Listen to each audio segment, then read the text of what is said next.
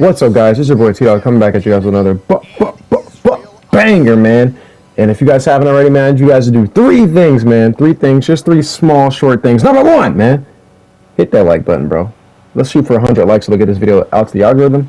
Number two, man. Number two, hit the subscribe button, bro. We're so close to 5K. We're closing in. I can smell it.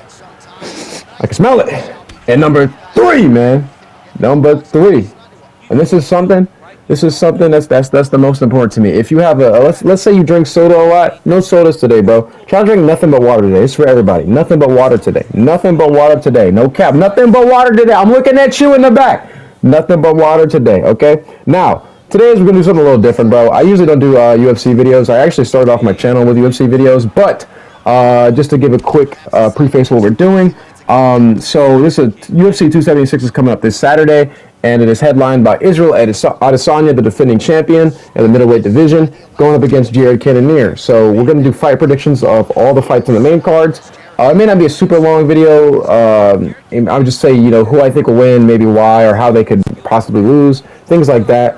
And on top of that, in the background, what you guys see here is me versus Pryoxis. Now, I will say that, okay, I asked Pry to do this for my video of, so he was using Israel Adesanya. He's one of the best Israel Adesanyas in the game. I'm using Jared Cannonier, okay? So I will say, Pryoxis is better than me at this game, all right? But we have some good fights, and this is one of those good fights, so I wanted to use this for the background footage. So hopefully y'all enjoy this. After my predictions are done, if I don't, reach the limit or, match the video, I'll just let y'all watch it. It's actually a really high-level fight, really good tactical fight. I'll tell you guys, it went a while, okay? Anyways, let's get into the predictions, man. Let's not waste time. Thank you guys for stopping by. Let's get into it.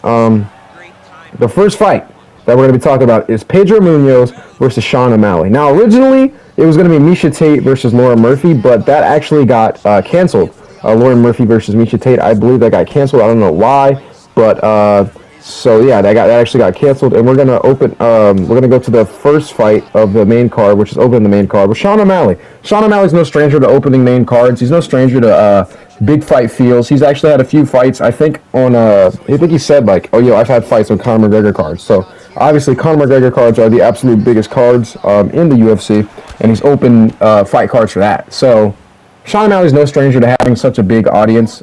So with a big fight card like this is definitely going to be a big audience. They have what people are calling the main event of the fight. They have Alexander versus Volkonovsky, Max Holloway 3. They have Israel Adesanya fighting on the card, and they even have Alex Pereira, I believe is how you say his name. I have to go look up, but we'll talk about him later. Now let's get to the actual fight. So we have Pedro Munoz versus Sean O'Malley. Now let's go over a little bit of their stats, right? A little bit of their stats. I'm just going to tail the tape. So Pedro Munoz is 35. Sean O'Malley's 27. Pedro Munoz is 5'5". Sean O'Malley is 5'9". So there's a big height differential right there. But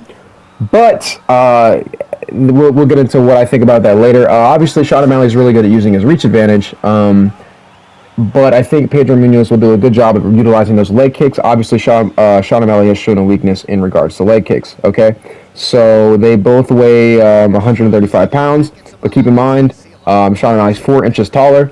Pedro Munoz will have a 55-inch reach advantage, and Sean O'Malley will have a 65. I'm about to say what? Okay, so Pedro Munoz will have a 65-inch reach, and Sean O'Malley will have a 72-inch reach. Okay, so that's 7-inch reach advantage right there for Sean O'Malley, and y'all better believe Sean O'Malley's going to use it. Okay, y'all better believe it. Okay. So Pedro Munoz, his record is 19-7-0. Sean O'Malley's is 15-1-0. So obviously, Pedro Munoz has way more experience than Sean O'Malley in the actual octagon. He's also lost a lot more, with only a few more wins. So that's obviously something to not to scoff at, I think, when it comes to fighting. But as Wise Man once said, styles make fights. So your record is literally irrelevant majority of the time. So yeah, let's talk about it. I think that this fight, Sean O'Malley's gonna control the distance. I think Sean O'Malley's gonna do a good job of keeping Pedro Munoz at his reach. I think he's gonna be able to hit Pedro Munoz at will, and I think he's gonna be able to get the 3-round decision victory. If not a finish, I don't think he's gonna be able to finish Pedro Munoz because Pedro Munoz has a really good chin, has been shown before, but it is possible. Now, Do I think Pedro Munoz has a key to victory against Sean O'Malley? I think it's the low kicks, but obviously Sean O'Malley's probably going to see that coming. But if I had to bet on Pedro Munoz winning, it would be due to the leg kicks. Maybe he gets in the pocket. Maybe he knocks out O'Malley. We've seen O'Malley get finished with that elbow on the ground after he hurt his after his leg after a leg kick from Chito Vera. And I'm not saying he has a bad chin because we've never really seen him get hurt on the feet.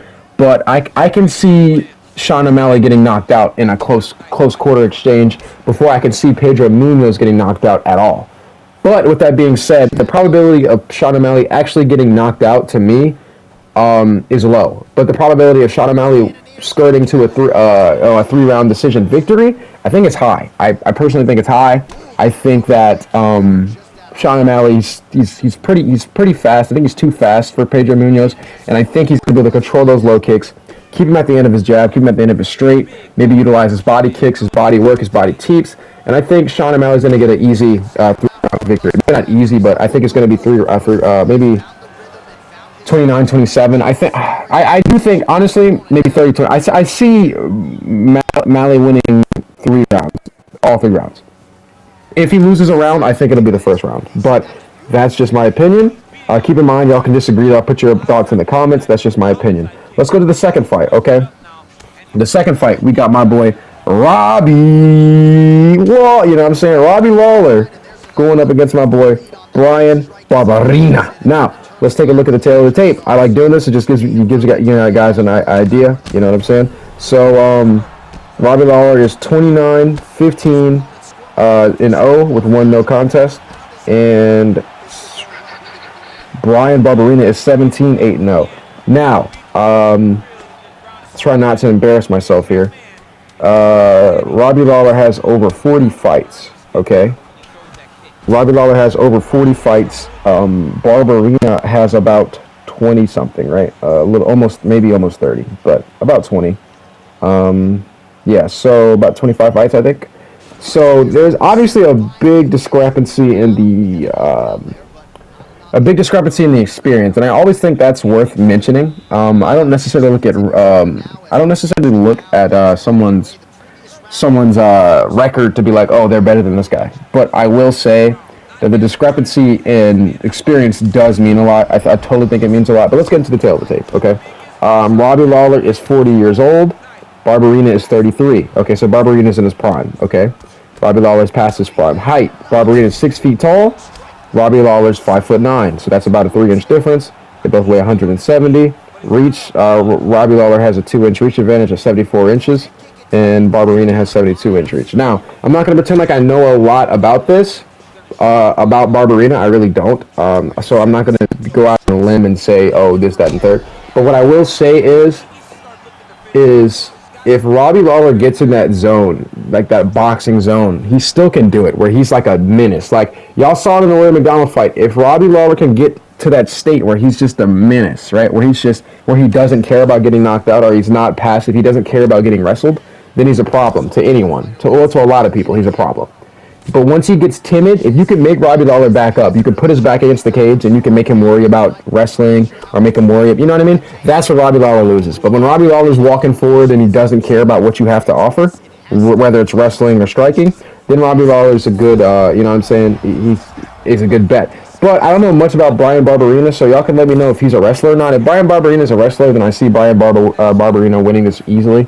I think Robbie Lawler has a historied issue with wrestlers. Like I said, he'll back up and kind of shell up and not throw his offense. I guess he's scared of getting taken down. So that sucks, but if I had to guess on someone, I'm going to go with Barberena, only because to me it kind of seems like they're feeding Barberena this guy. I'm not too familiar with Barberena, but I kind of think that Barberena, like, just based off of the age, I'm just basing this, it's kind of like the young stallion or the young, you know what I'm saying, the new young lion going up against the old dude, you know what I mean? Like, Robbie Lawler's by no means the same guy he was 7 years ago. At all, okay? At all. So, sorry, Robbie. I want you to win, Robbie Lawler, but I don't see it happening. It could, but I don't see it happening. Let's go into the next fight. The next fight is in middleweight. It's Sean Strickland versus Alex Pereira. Now, here's the thing. They are pushing Alex Pereira pretty fast. And I'm gonna say it again. I'm gonna say this one more time. They are pushing Alex Pereira pretty fast, pretty fast. And what do you mean by I mean pretty fast? Now look, he's fighting Sean Strickland. Sean Strickland's proven himself. I don't like Sean Strickland necessarily. I think he's boring, and you know what I mean. But he knows how to win. He's 25-3. He's had 28 fights. He's won 25 of them. Okay, so he's proved himself. He loves that jab. He loves just jabbing you over and over and kind of walking away. But anyways, Alex Pereira, right? Alex Pereira is 5-1. So what's 6 fights to 28? You know what I mean? He has over 4 times the fights in the UFC, or not in the UFC, but in MMA that Alex Pereira has. Now keep in mind, Alex Pereira, probably the best pound for pound kickboxer in the entire sport. The best pure kickboxer in the entire. I'll say it again. Alex Pereira is probably the best kickboxer in the entire sport. And I heard that Sean Strickland, and I could be wrong, is planning on actually he's planning on not wrestling. So I'm just going to go on a limb here and say that with his 3-inch reach advantage that he has over Sean Strickland, he has a 3-inch reach advantage. Sean Strickland's a 76-inch reach. Pereira has a 79. And Pereira's 6'3", while I thought Pereira would be taller. While Strickland's 6'1". He's going to use his height. I think he has the nastiest left hook that I've ever seen, Alex Pereira. I think he's going to catch Strickland with that left hook, and I think it's nighttime. I think we've seen Strickland get put to bed before. I could be wrong, but let me know. I think Alex Pereira I think he lost by submission and his only loss, though. We'll see, though. If Strickland wrestles, then it could be a tough night for Pereira. But I see Pereira knocking out Strickland, simply put. Sorry I'm not going through the tail of the tape as I was earlier. It's just that I'm running out of time. So we're going to keep going. Alexander Volkonovsky versus Max Holloway. People say this is the main event, right? This is the true main event. Now, Max Holloway, 23-6-0. 2 of those losses are from Volkonovsky. Volkonovsky, 24-1-0. Now, do I think Max Holloway can do it this time? I think if he's going to do it anytime, he can do it this time. The first time, I thought Max was going to win. The second time, I thought Max was going to win. I actually thought Max won. The third time, I think Volkanovski is going to win. I bet against Volkanovski one too many times, and I just think because of the wrestling threat which he might have tried to impose, who knows? Because of the leg kicks, because of the recovery, you're not going to finish Volkanovski. Because of just the crisp, quick in and out movement, that jab that he's going to keep on Volkanovski. That he's going to keep on Holloway. I think it's going to be too much. I think Holloway's best shot was in that second fight when he made the reads that he needed to read, because Alexander Volkanovski is one of the most defensively sound fighters in the entire weight class, but when he's actually moving forward, that's when he gets caught. Holloway realized that, and he catches him. I believe he caught him with the uppercuts because, obviously it's easier to catch a shorter person with those uppercuts. He catches him coming in with those uppercuts, and he actually dropped Volkanovski. I think Volkanovski has probably watched the tape at least 1,000 times. He knows this. He knows that he's probably more vulnerable coming in, and I think it might be a more boring fight than the other ones. I see Volkanovski by decision. And my bad, I forgot to say who I saw winning the last one. By what? I see Alex Pereira winning by the second round, third round TKO. Anyways, next fight. That's my opinion right there. Volkanovski by decision. Next fight, Israel Adesanya, 22-1-0, only lost in light heavyweight division. Jared Cannonier, 15-5-0. So there's a big discrepancy in terms of wins to losses, but I don't normally look at that. Let's just look at the tail of the tape real quick. Obviously, I believe Adesanya should have a reach advantage. 80-inch reach, that's disgusting. And then a 77-inch reach, which actually is pretty good for Jared Cannonier. Jared Cannonier has a 3-inch reach disadvantage.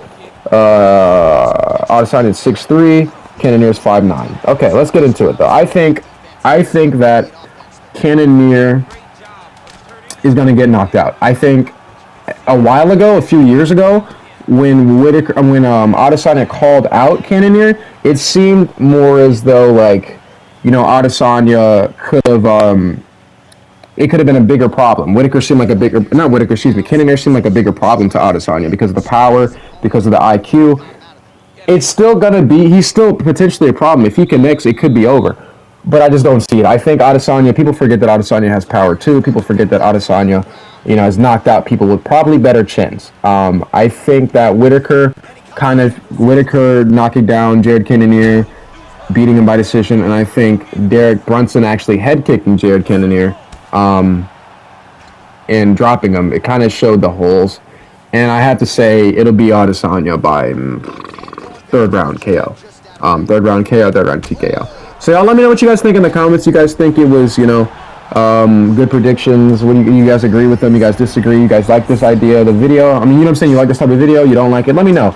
As you guys see, that's the end of the video. That's the end of the actual footage right there too. So we finished just on time. But I definitely think Adesanya is going to get the win by a third round KO. I just don't think Cannonier has anything that Adesanya hasn't seen before. Adesanya fought Romero. Romero had wrestling and immense power. Cannonier doesn't have the same wrestling that Romero has, but he has that power. Maybe even less. He beat Romero. Obviously, it was a boring fight, but he beat Romero.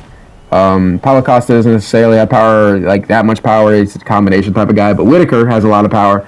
He beat Whitaker twice. So, you know what I mean? I don't think Cannonier can really offer anything to Adesanya. You know what I mean? But, yeah, I see, unlike what you see in this footage here, I think Adesanya is going to win.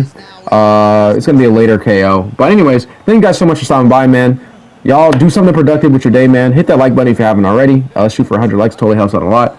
Thank you guys so much for stopping by, showing all the love. We're so close to 5K. I can smell it.